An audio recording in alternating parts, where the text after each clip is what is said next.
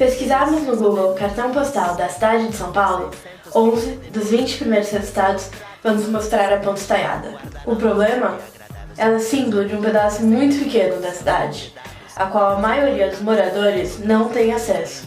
É uma ponte que atravessa 16 faixas de asfalto para ligar duas regiões muito ricas e não permite a passagem de pedestres, ciclistas ou ônibus. Ela simboliza essa São Paulo corporativa e globalizada, de alta renda e dependente do carro. Por que ela virou então um cartão postal tão importante? A resposta fica no trabalho da mídia. A ponte fica no mais novo centro comercial da cidade, chamado Eixo Berrini, onde ficou a maioria das multinacionais no Brasil e as grandes empresas de comunicação. Entre elas, a Rede Globo, maior conglomerado midiático do país, que inclusive utiliza a ponte como plano de fundo em alguns seus jornais.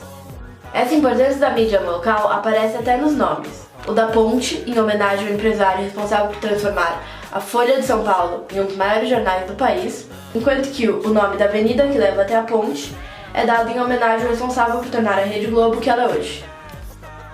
Uma cidade pode ter vários cartões postais. Eles são construções ou paisagens emblemáticas que são escolhidos para representar o local e atrair turistas, mostrando tudo de bom que a cidade tem a oferecer. Mas eles também influenciam como os moradores veem a própria cidade, como uma autoridade que diz o que tem valor e o que não tem. Apesar deste destaque, as pessoas mantêm uma outra opinião. Em duas pesquisas sucessivas a respeito de qual seria o símbolo de São Paulo, a Avenida Paulista ficou em primeiro lugar.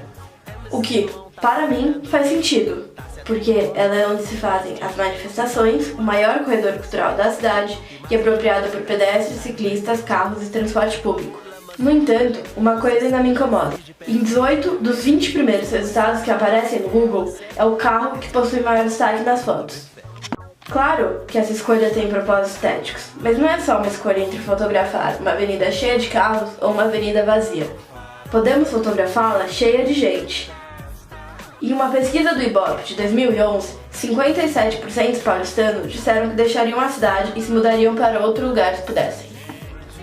Eu cresci com essa imagem de uma São Paulo que sempre teria muito trânsito, seria caótica e seria somente para trabalho. Talvez nossa visão de cidade melhorasse caso passássemos a valorizar outras coisas, ao invés de pontos e viadutos. A disputa a respeito de qual seria nosso cartão postal vai além apenas daquilo que nos representa. Ela fala sobre o que queremos ser no futuro, por isso mesmo ela é tão importante.